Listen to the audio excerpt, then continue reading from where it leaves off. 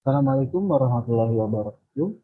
Perkenalkan, nama saya Arindra Krisna Darmawan dengan NIM L100 2051 dari kelas Public Speaking A. Di sini saya akan menjelaskan apakah itu public speaking.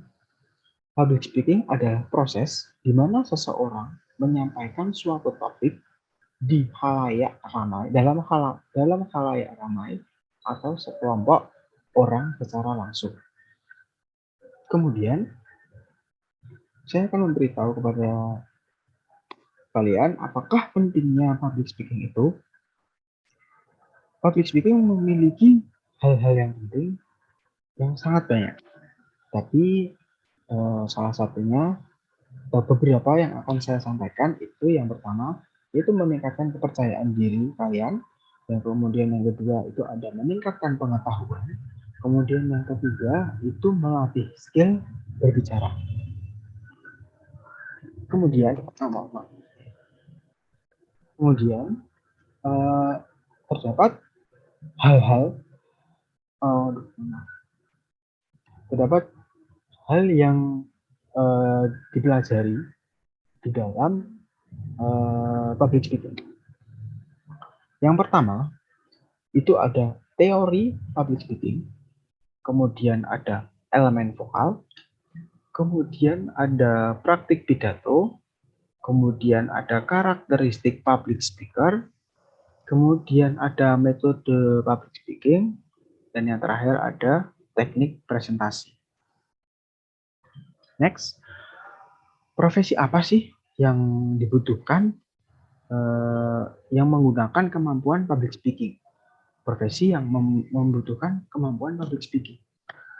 Itu yang pertama ada public speaker, ada announcer, ada interpreter, kemudian ada reporter, ada MC, ada moderator, ada presenter.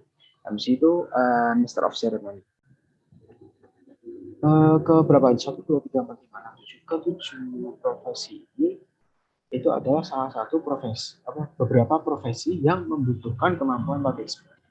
Di luar itu juga masih banyak banget profesi-profesi yang membutuhkan skill public speaking yang baik. Kemudian di sini juga ada unsur-unsur public speaking. Ada 6. Yang pertama ada komunikator, yang kedua ada pesan, kemudian yang ketiga ada media, kemudian yang keempat ada komunikan, kemudian yang keempat ada yang kelima ada efek, kemudian yang keenam ada feedback. Komunikator itu orang yang menyampaikan pesan, orang yang memiliki topik yang akan disampaikan kepada khalayak umum, kepada khalayak publik.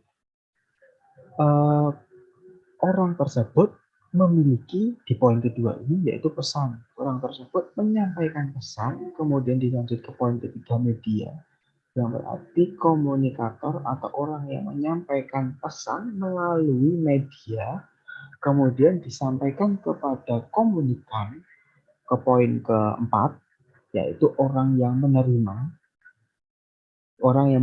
pesan dari komunikator melalui media, yang kemudian menimbulkan efek dari pesan yang disampaikan oleh komunikator, dan kemudian setelah pesan diterima oleh komunikan akan memberikan feedback atau balasan terhadap pesan yang disampaikan oleh komunikator tadi.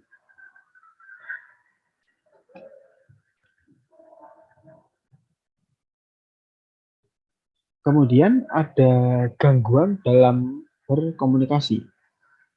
Ada 6. Yang pertama, gangguan pendengaran, gangguan gaya bahasa, gangguan terhadap lingkungan, kemudian ada gangguan media yang kurang memadai, kemudian ada gangguan budaya, dan juga ada gangguan demografi. Gangguan pendengaran itu misal situasinya terlalu ricuh, kemudian komunikator itu menyampaikan kepada komunikan itu kurang tersampaikan dengan baik karena terdapat gangguan pendengaran. Kemudian gaya bahasa. Gaya bahasa itu di setiap wilayah, di setiap kota atau provinsi ataupun juga negara memiliki gaya bahasa yang berbeda-beda. Mohon maaf, gaya bahasa itu di setiap wilayah, walaupun masih di Indonesia, tetapi berbeda wilayah itu memiliki gaya bahasa yang berbeda-beda. Seperti contoh, gaya bahasa di Solo sama di Nadia itu sudah berbeda wilayah dan juga berbeda bahasa. Maka dari itu orang yang baru kemungkinan besar terdapat gangguan dalam berkomunikasi. Kemudian ada lingkungan. Lingkungan yang dimaksud itu lingkungannya yaitu sama kayak terlalu ramai, terlalu atau mungkin pada saat di dalam forum.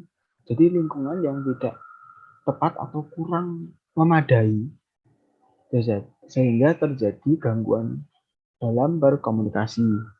Kemudian ada media yang kurang memadai.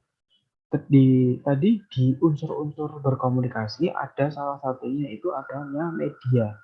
Dari komunikator ke media dulu baru ke komunikan. Kalau dari medianya aja kurang memadai, itu otomatis dalam hal berkomunikasi juga akan terganggu karena medianya sudah kurang memadai terlebih dahulu. Kemudian ada budaya. Perbedaan budaya itu juga bisa menimbulkan gangguan dalam berkomunikasi apabila kita belum terbiasa atau kita orang baru atau ya pakai orang yang baru gitu, baru masuk dalam wilayah itu kita akan mengalami sedikit harus beradaptasi terlebih dahulu sehingga kita juga mendapatkan gangguan dalam berkomunikasi. Demografi tidak jauh berbeda juga dengan lingkungan yang situasi yang terlalu ramai juga bisa mengganggu dalam proses berkomunikasi seperti itu. Lanjut dalam karakteristik public speaking. Karakteristik public speaking itu ada 4. Yang pertama ada analyzer, ada entertain, ada harmonizer, ada debat.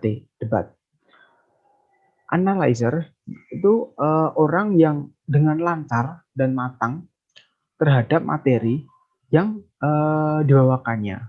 Jadi dia itu sangat menguasai materi yang dia sampaikan. Jadi dia sangat sudah menguasai materi sehingga pada saat menyampaikannya dia lancar.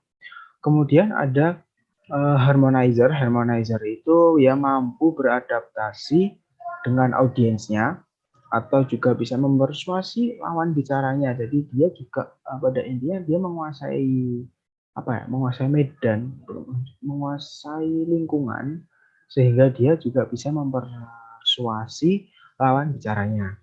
Kemudian ada entertainer. Entertainer itu orang yang bisa menghibur atau mengimprovisasi. Dia public speaking yang dia membawakan topik itu yang bersifat menghibur. Kemudian ada debat, yaitu orang yang menyampaikan suatu public speaking, orang public speaker yang itu konteksnya itu mendebat.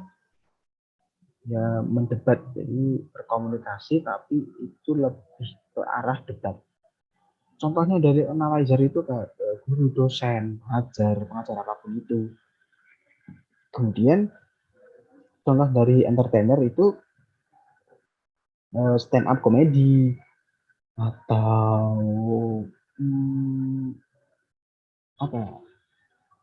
MC gitu juga bisa. MC, Master of Ceremony itu juga bisa stand up comedy. Kemudian kalau debat itu seperti Mata Najwa Kata Najwa itu bisa dibilang karakteristik public speaking yang debat. Kemudian ada harmonizer. Harmonizer itu customer service, resepsionis, seperti itu. Itu dari penjelasan karakteristik public speaking.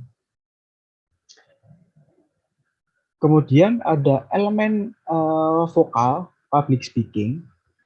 Itu ada artikulasi, ada volume, ada tone, ada intonasi, ada pitch, ada jeda, tempo, dan aksentuasi. Dari artikulasi sendiri itu ke apa ya? Pengucapan kata, kejelasan pada saat pengucapan kata.